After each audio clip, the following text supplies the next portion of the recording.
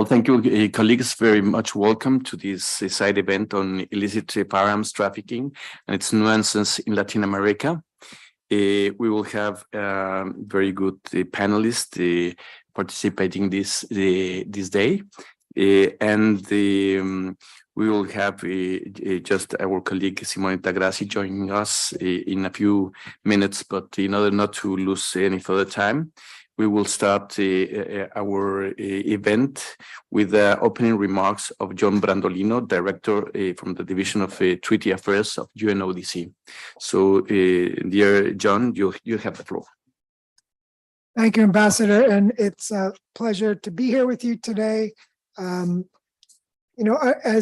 in the 5 minutes that I will take for my brief introduction, opening remarks, it's estimated that around 3 people will be killed with a firearm somewhere in the world, and one of those will be in the Americas. That's according to our global homicide study. Statistically, every 2 minutes, someone dies at gunpoint. And addressing this issue is, of course, not only crucial for the Latin American region, but also it's at the heart of the work that we are doing, UNODC, in many regions around the world, because it's not a phenomena that is restricted to one country or one region. Illicit firearms are intrinsically linked to organized crime and criminality.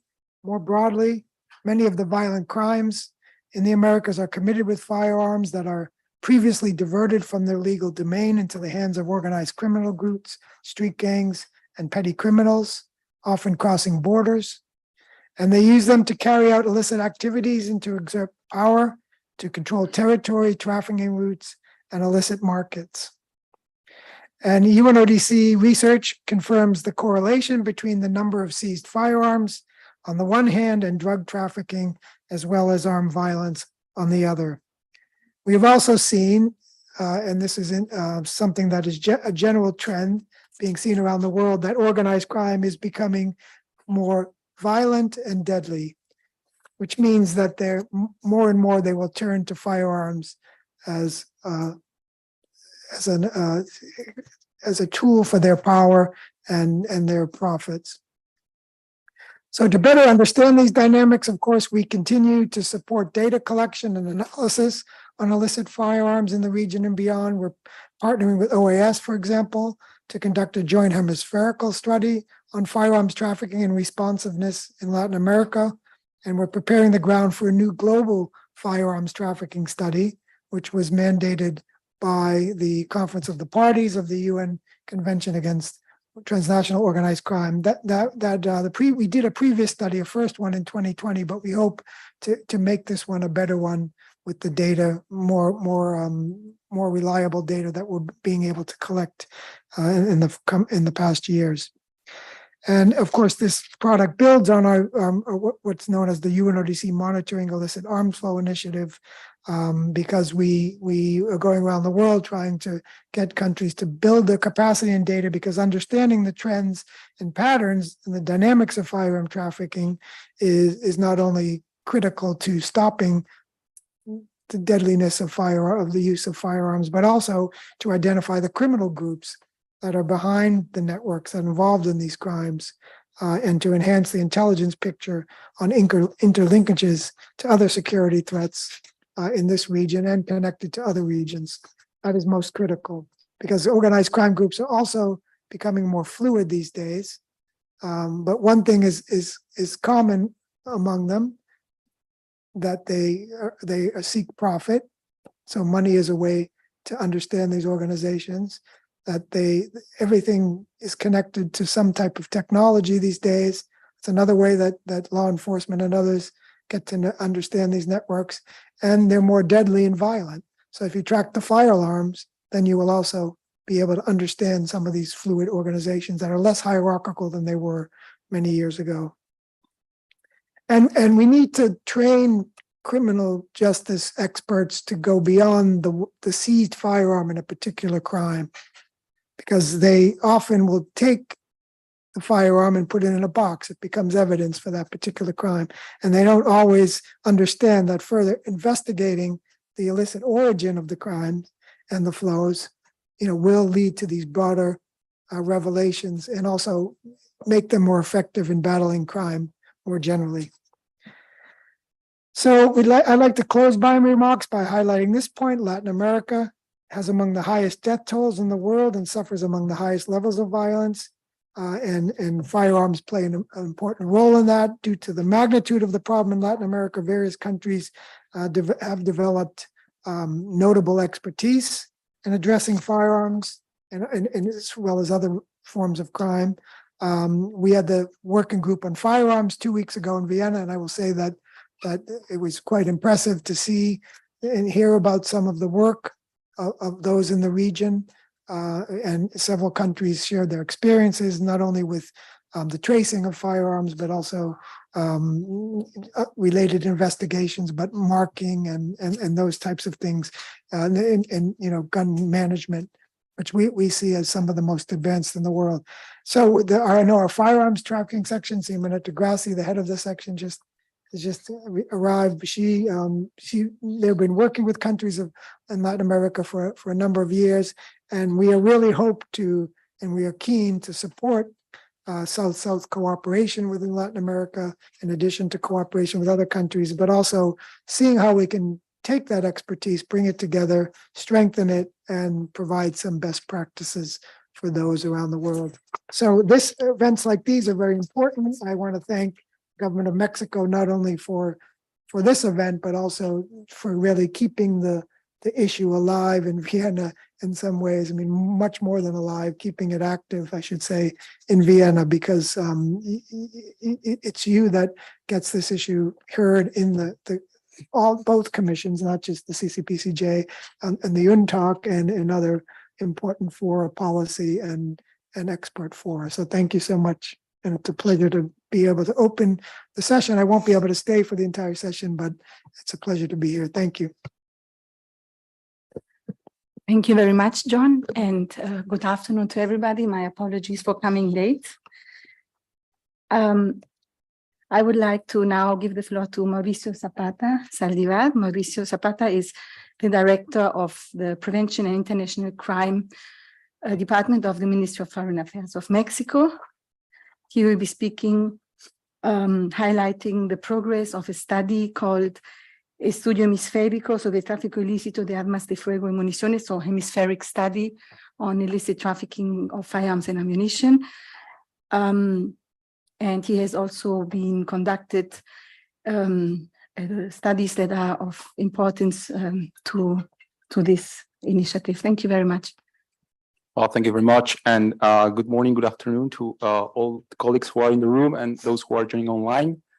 Good afternoon here in Vienna, also to my fellow panelists, and thank you for the introduction. At the outset, I would like to take the floor on behalf of the Secretariat Pro Tempore of the Inter-American Convention against manufacturing, trafficking in firearms, explosives, and ammunition. Mexico was elected to preside over this Secretariat Pro Tempore during our annual meeting of the consultative committee of this convention. That this consultative committee has the mandate to oversee the implementation of the convention, CIFTA by its acronym in Spanish. And it is very fitting that this side event will look at the impact of trafficking in firearms in the region. So I will be speaking, as I said, on my capacity as a representative of the Secretariat Pro Tempore of CIFTA.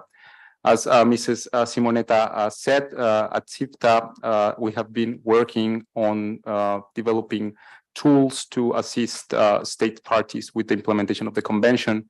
But one of the most recent activities that we have been working on is we're putting together a methodology to prepare a study, a hemispheric study on illicit trafficking of small arms, light weapons, and ammunition. And this is very important because so far we have, of course, the initiative that was led by UNODC. Mr. Bandolino just referred to it, but we believe it is very important to have a regional look at these problems. It is no surprise that illicit trafficking in firearms has very distinctive patterns and impacts in the Americas. So with this study, what we're looking to achieve is first to understand the patterns and characteristics of the problematic in the Americas, also to identify strengths and weaknesses and institutional capacities to prevent and control the illicit trafficking of firearms and ammunition, also identify threats and emerging challenges regarding the illicit trafficking of firearms. And one of the very important aspects that we want to have a look at is to try to estimate the human cost and the impact of illicit firearms trafficking in the region. And finally, since this was a study that was mandated by the General Assembly of the Organization of American States, the mandate was also to have, as part of this study, practical recommendations to prevent and address illicit trafficking of firearms and ammunition. So we have been working on this, as I said, and very broadly, I can share with you that the study has two sides to it. On the one hand, it will have descriptive analysis, and to prepare this, we are benefiting, and we thank them for their support. We are benefiting from the work that our colleagues at UNODC have been working over several years regarding the compilation of the responses that states submit to the United Nations Illicit Arms Flow Questionnaire. And that is for the descriptive analysis, where we will look at the, as I said, the trends of the problematic in the region, but also the prospective analysis is the one in which we will be looking at the trends and the challenges, and also in which we will make these practical recommendations for the study. Another point that I want to share regarding the study is that we have and we are benefiting from the support of a technical advisory committee. This committee comprises experts across several organizations, and I don't want to leave anyone behind. I want to recognize the work and the support of all the people who are working with us in this technical advisory committee. We have colleagues from CARICOM Impacts, Control Arms, AMAT, Instituto Ciudad Paz, Small Arms Survey, and also from different organizations of the United Nations system, UNIDER, UNODC, of course, UNIREC, and also in Mexico, we have colleagues participating from our Institute of Statistics, the Attorney General's Office, the Ministry of Foreign Affairs, and the like. So it is a very plural and representative group of people that are working on this advisory committee. And the work that they are conducting with us at CIFTA is to provide feedback and validate the roadmap. I will share that at this stage for these first 5 months of the year, we have been looking at the state capacities that will be part of the study. We're looking at the manufacture of firearms, the international transfers. Once what happens with the guns, the firearms when they are under state possession, domestic trade and elimination, and for the remainder of the year, we will be consolidating this methodology, and then we plan to have this roadmap reviewed by some. We're looking at two states, 2 members of the OAS. We will run the methodology with them to have also their feedback and their comments. And then we will prepare a report of the results and main findings of this pilot. And based on the report, we will adjust and make the necessary changes to the roadmap. And finally, we will have this methodology to be ready and to be also circulated with all OAS members. So I would like to conclude just by making reference to one very, very important aspect of this, and it has to do with the information and the that states provide and submit to UNODC through the questionnaire that I referred to. It is very, very important that states, we understand, because I'm also a public servant back in Mexico at the Ministry of Foreign Affairs. We understand the challenges of compiling sometimes information, of making the interinstitutional requests to gather the information, but it is extremely, extremely important to try to submit as complete as possible the questionnaires, because this in turn allows not only us at the US with this project to go on, but also civil society and many other actors benefit from the information that states submit. So I would like just to conclude by calling upon all states to work and prepare the responses to the questionnaire. And with this, I would like to conclude, and I thank you all for your attention. Thank you very much. Thank you very much to Mauricio Zapata for this very interesting announcement. I think we will all be looking forward to this study that we will actually conduct also together. And I think this is a very good entry point to understand the importance of evidence-based approaches to this problem. Next speaker is Natalia Polacci. Is it correct, the pronunciation? She's connected online, project manager from Instituto Soda Paz, who will highlight the impact on gun violence in Brazil. So we move to another area of the continent, including data on impact on women and Black population. And she will also describe what is known about illegal markets and the nuancing between different types of domestic and foreign weapons, and also address the regulatory highlight, landscapes, and some highlights in terms of challenges that we face. Please go ahead. Thank you. It's a pleasure to be here with you all. And I speak on behalf of Soda Paz, which is a Brazilian NGO working since 1999 for better public security policies, both in Brazil and in the international scenario. And I start by sharing a little bit about the armed violence impact in Brazil. We see that the firearms are present in 71% of all homicides in the country, which sums up more than 30,000 lives lost every year.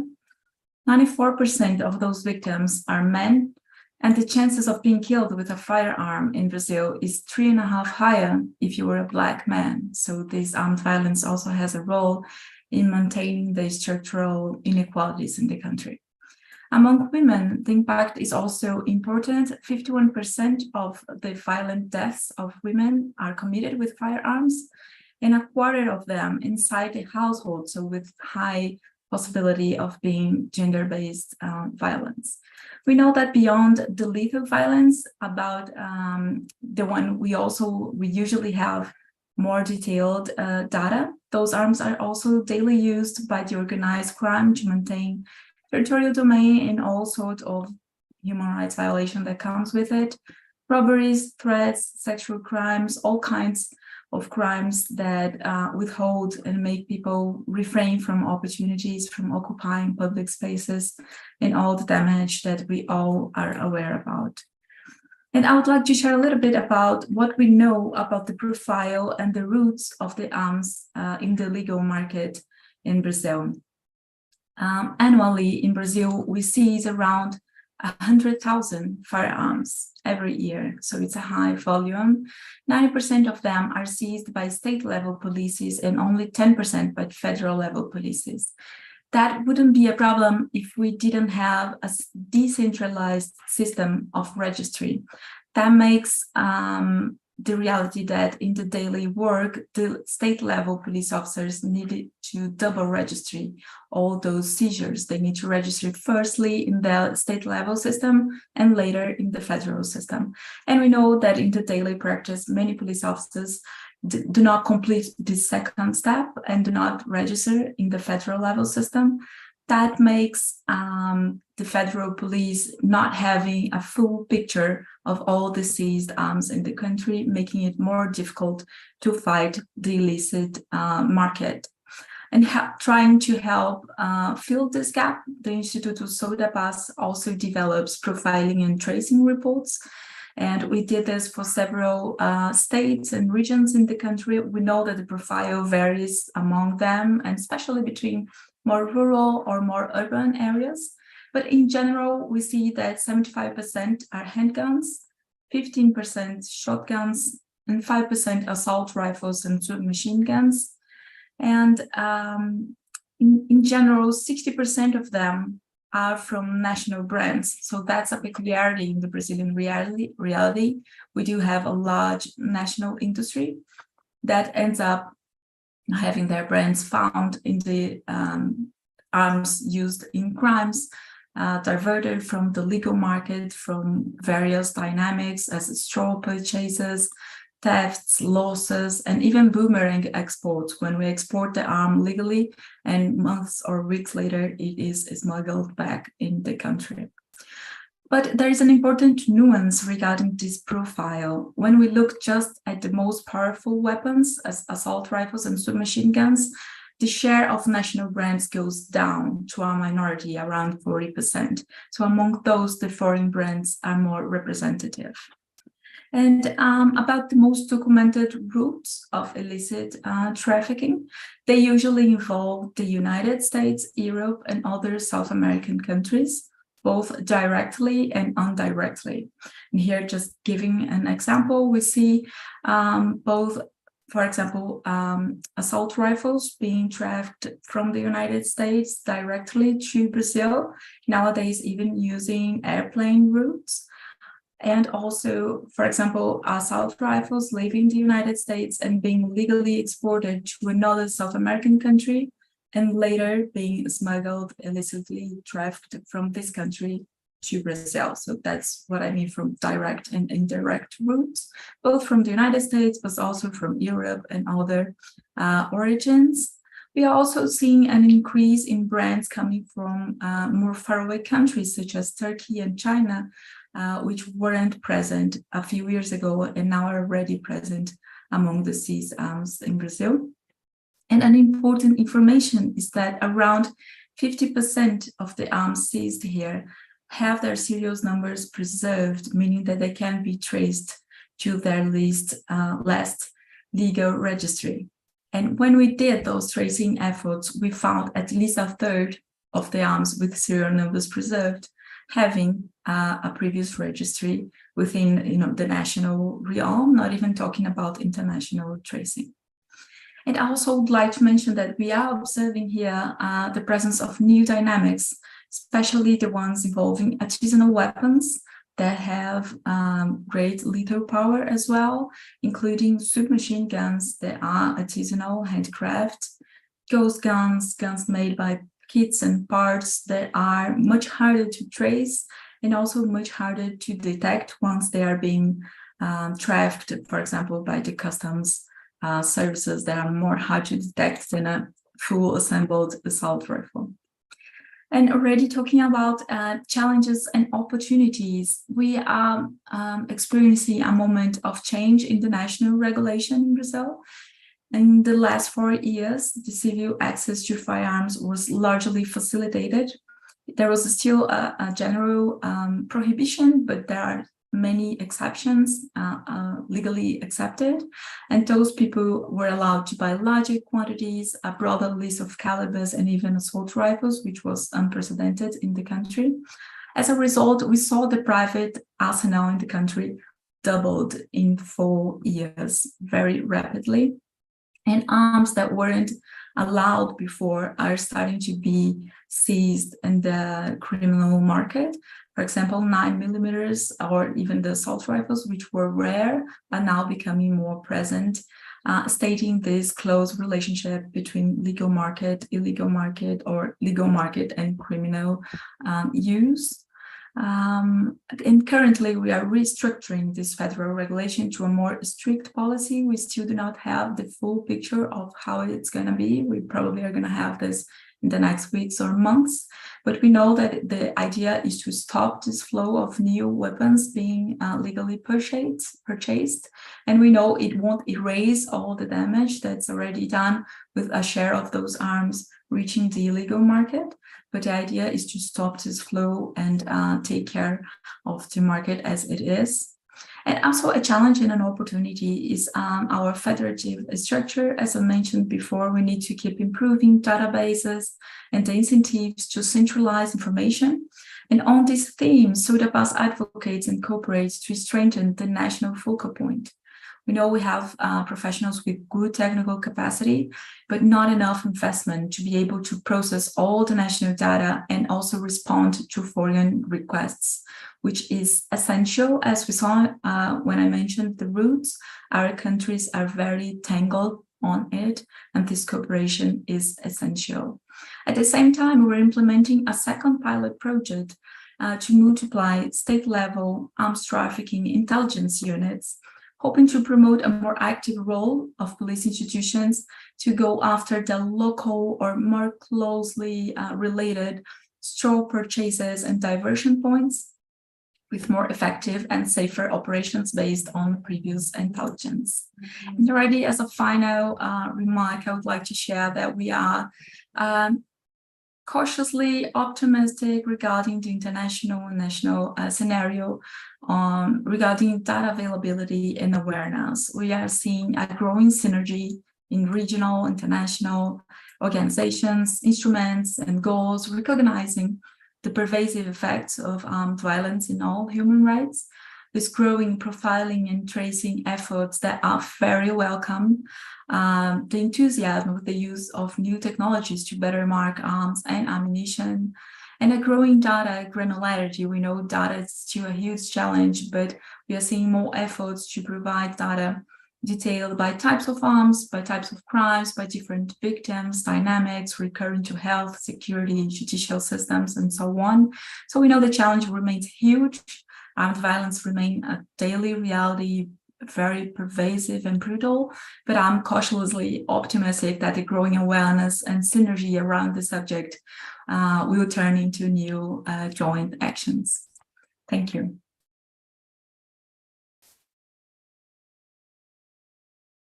Thank you.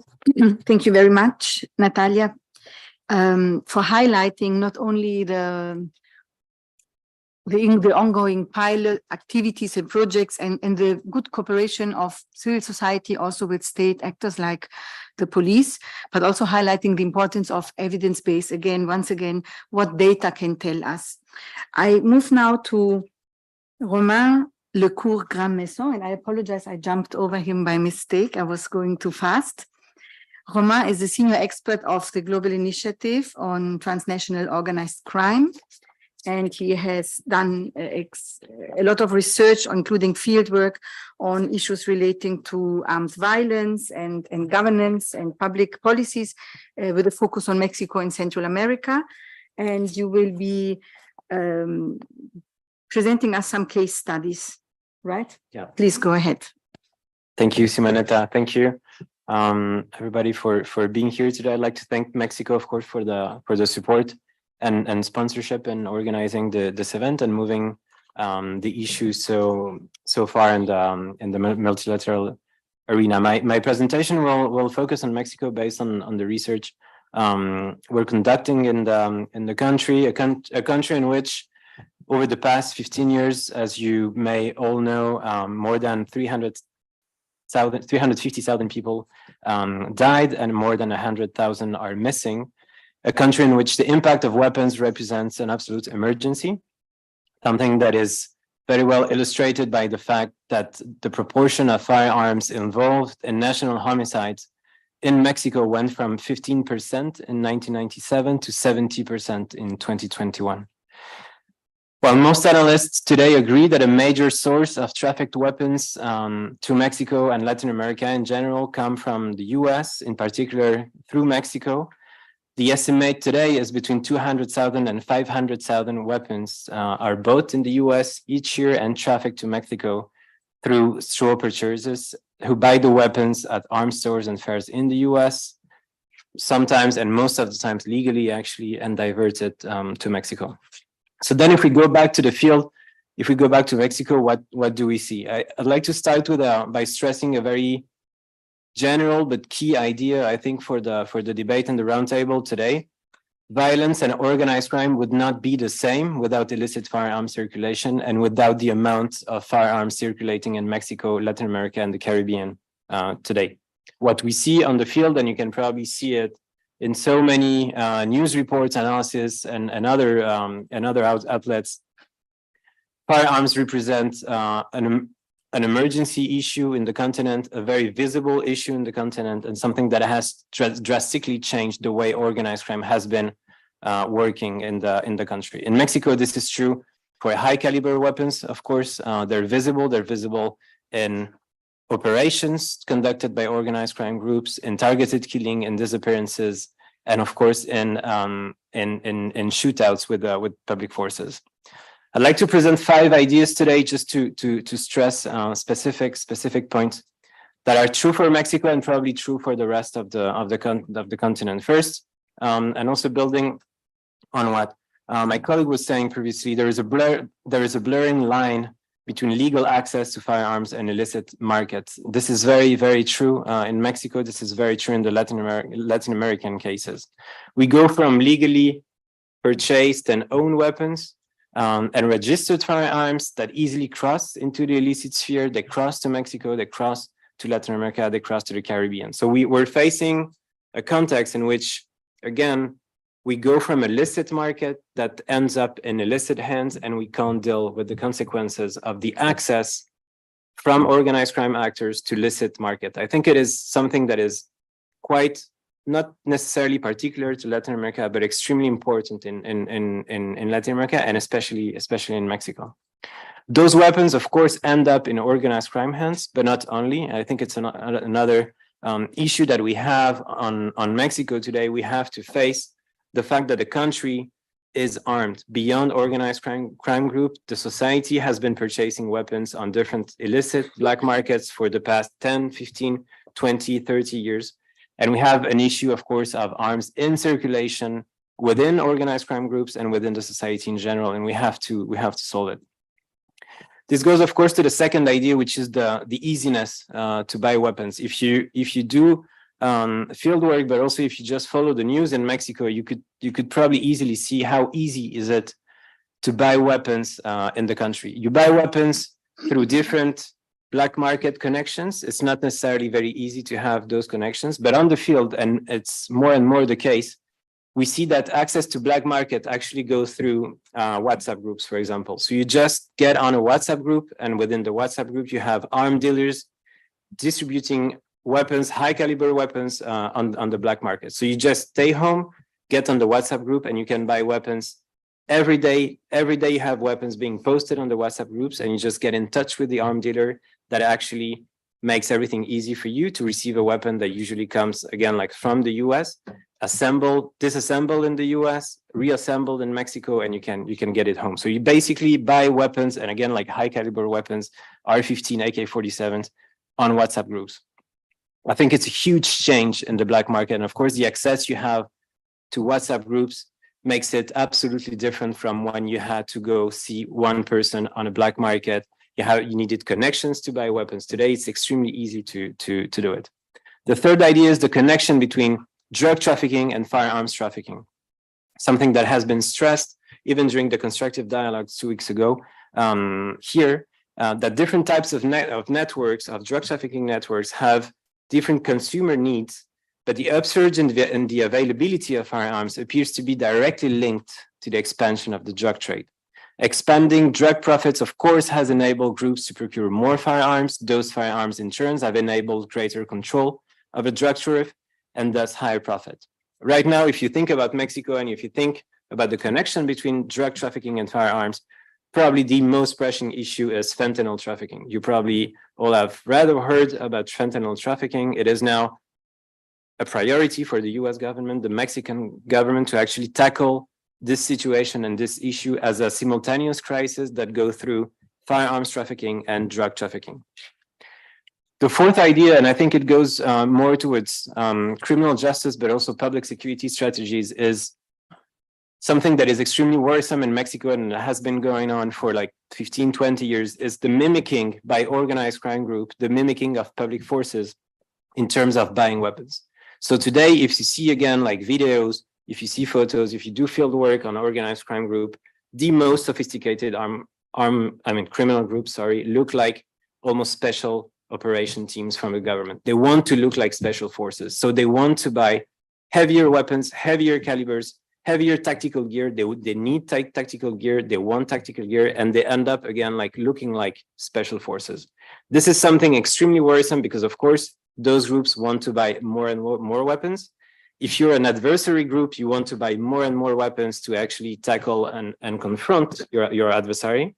And of course, if you're the public forces, you're in a very bad place when you have to confront groups that actually have the same equipment that you do, right? So I think it's something that goes towards public security strategies, and we need to address what happens when the criminal groups have the same weapons used by public security forces.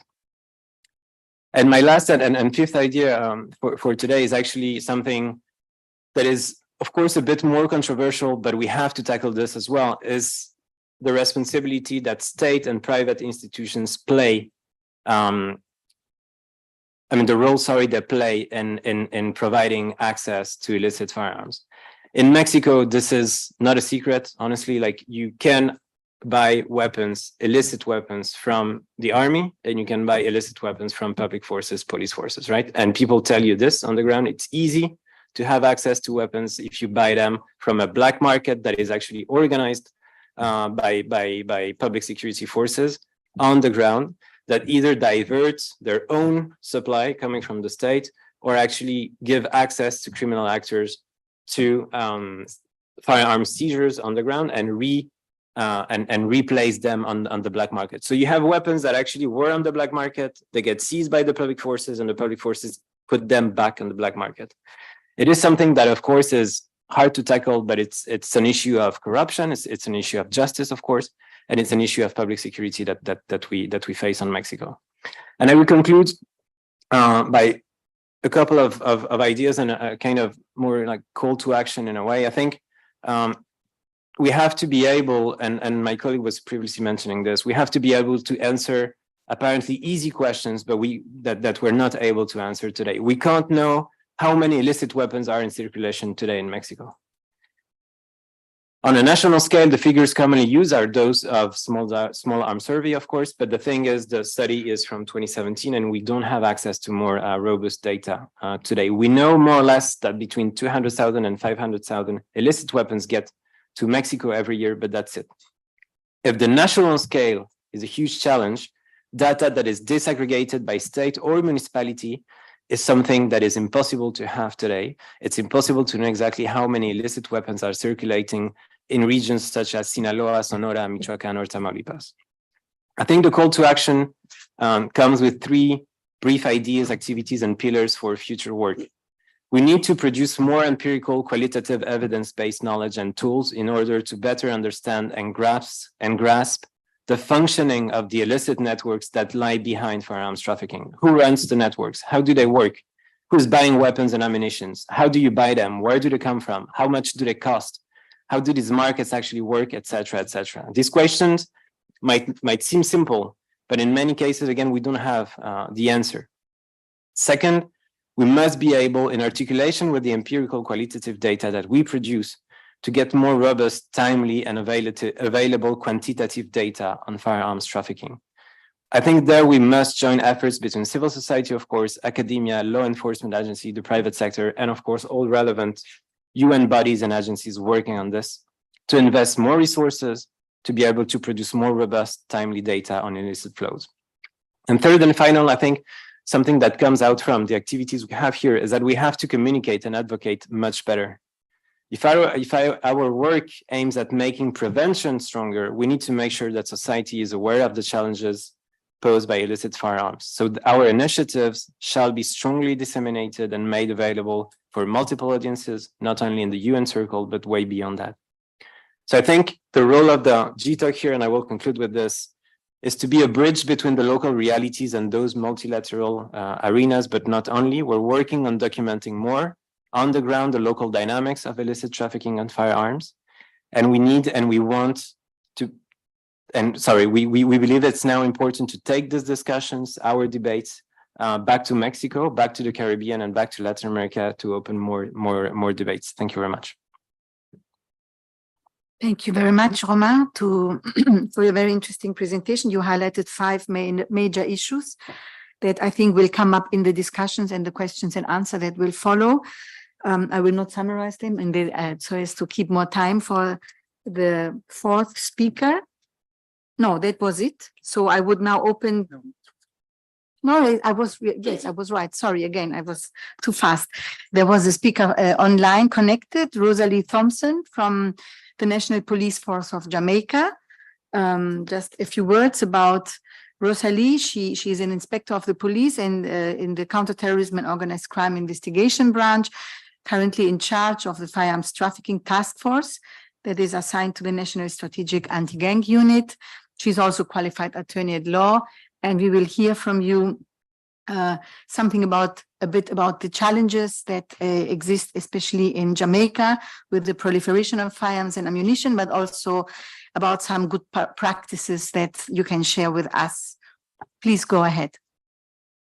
Good morning, everyone. It is indeed a great pleasure being in this international forum this morning. Are you hearing me clearly? Yes, yes. Very well. So, first of all, I want to start off by saying that Jamaica has a population of 2.83 million. That figure was in 2022. Saying that we're a small country, not much people, that is. So as it relates to the history of firearms trafficking in Jamaica, in the 1980s, there was a general election where several shipments of firearms and ammunition were sent to Jamaica. Back then, firearms were used to fight political warfares and divided communities in political turfs. Additionally, firearms were used to create fear, to influence voters. So that would be the history of firearm trafficking. So it would start from there. Interestingly, as it relates to the relationship between Haiti and Jamaica, where firearm trafficking is concerned, in 1995, Haiti government disbanded their military. Most interestingly, several of their firearms, to be specific, many of their rifles and revolvers were stolen back then. Emanating from this was a bartering system which saw Jamaica fishermen exchanging ganja in return for firearms from Haiti. So there was a trade between our fishermen taking ganja to Haiti, as also on their return, we get these firearms. So these firearms were trafficked through our uncontrolled borders, that is. This further led to criminals living in the USA, sorry about that, as also using Haiti as a transshipment hub. So we're seeing where these firearms were traveling, these firearms were coming from the US, but they were transshipped through Haiti's passage. Interestingly, our borders are porous, and that's one of our major challenges in Jamaica as it relates to combating firearms and ammunition trafficking.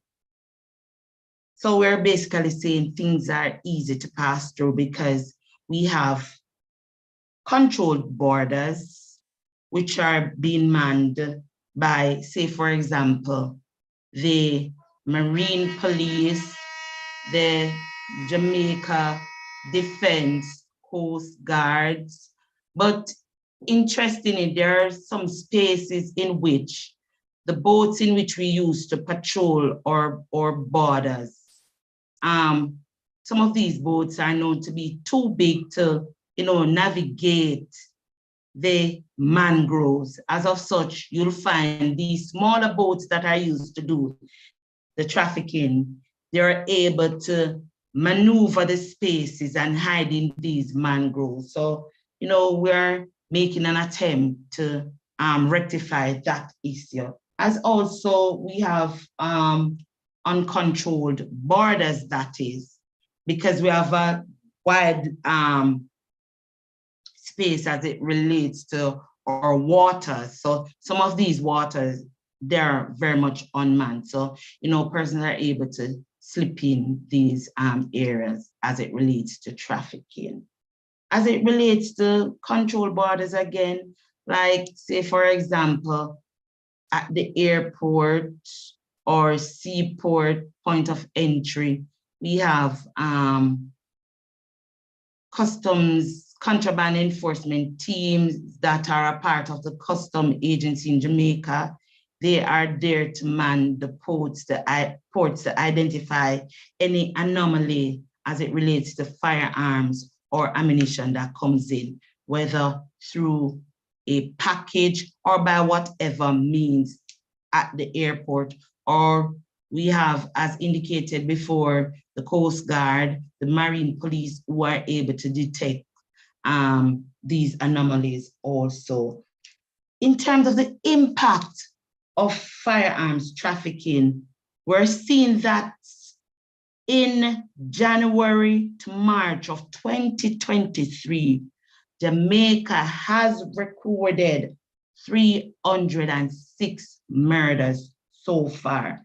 And out of that number, 259, which represents the 85%, are gun-related matters.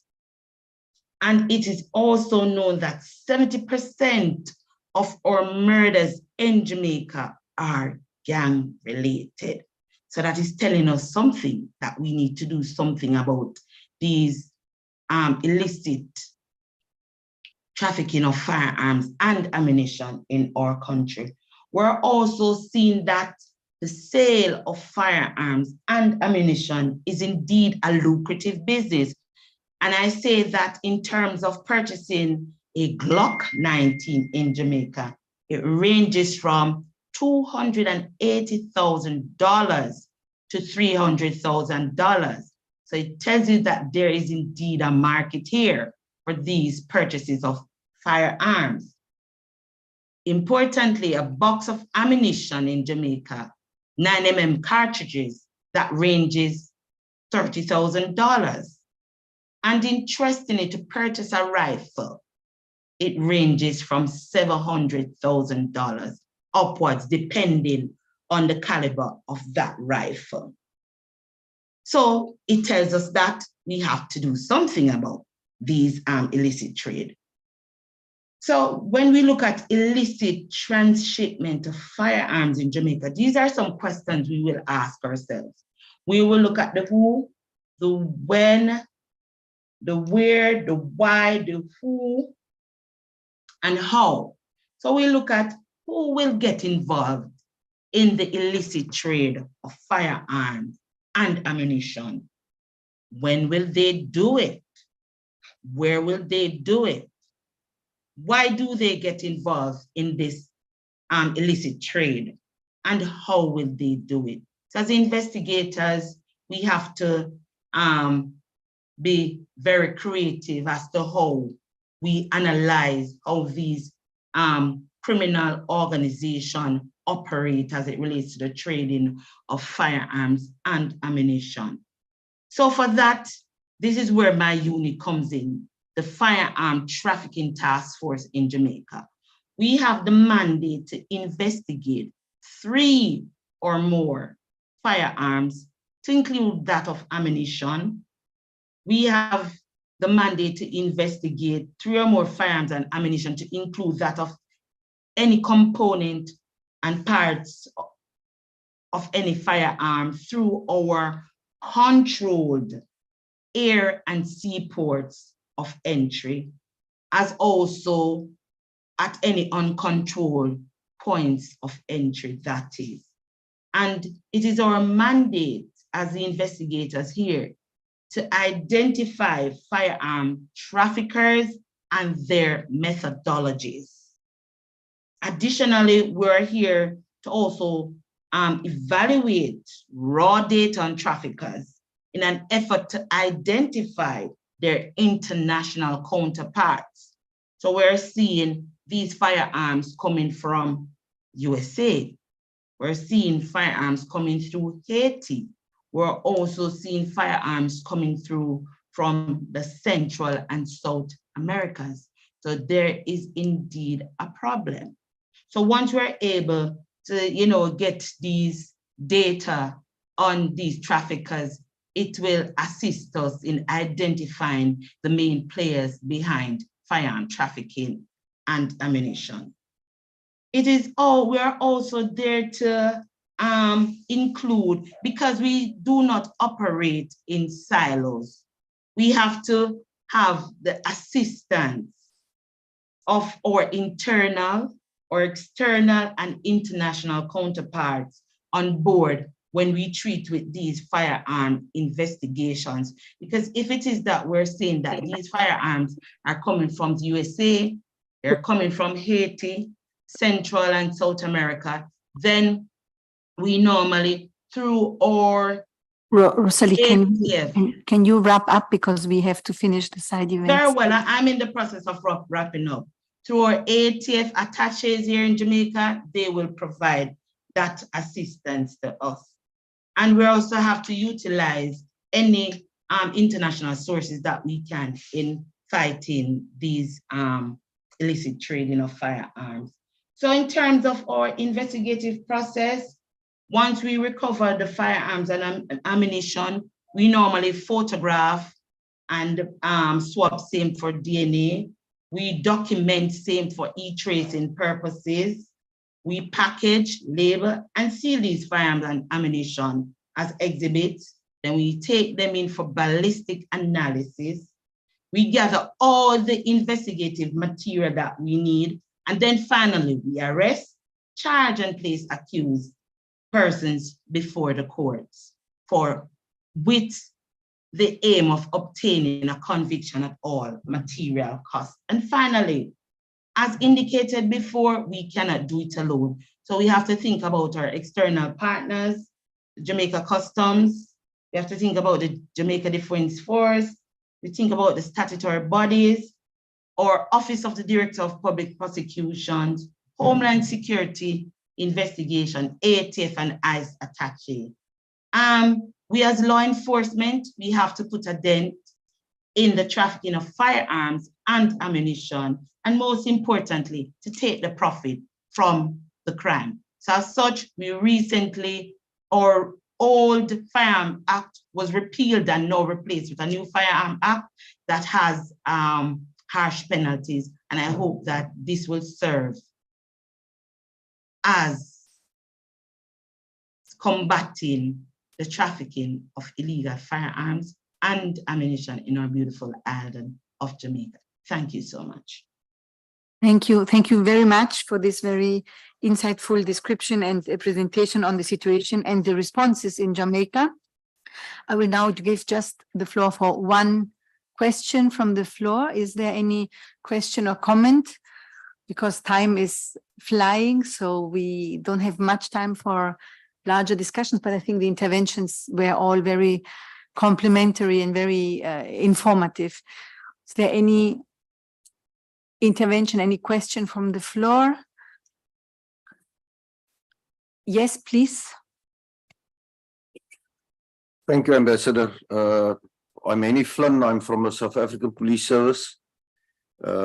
We have similar problems in South Africa, where we can see a clear proliferation in firearms and ammunition, especially on the organized crime front, where there's specific reference to the narcotic trade, and then aggravated robberies with cash in transit heists. And then the third, and perhaps one of the most important matters, is related to illegal mining, gold mining, where there's a clear proliferation in especially automatic and assault rifles that's being used by these groups to gain territory. And it's always associated with high levels of violence. And obviously we have to make use of specialized forces to deal with them effectively, as the criminality also creates illicit economy with associated crimes related to that. So perhaps in future we can also share best practices, how to curb the proliferation in firearms and ammunition. Thank you. Thank you. Thank you very much. Also to bring in the angle of what's going on in Africa, because this is also a continent that is very heavily affected by this problem.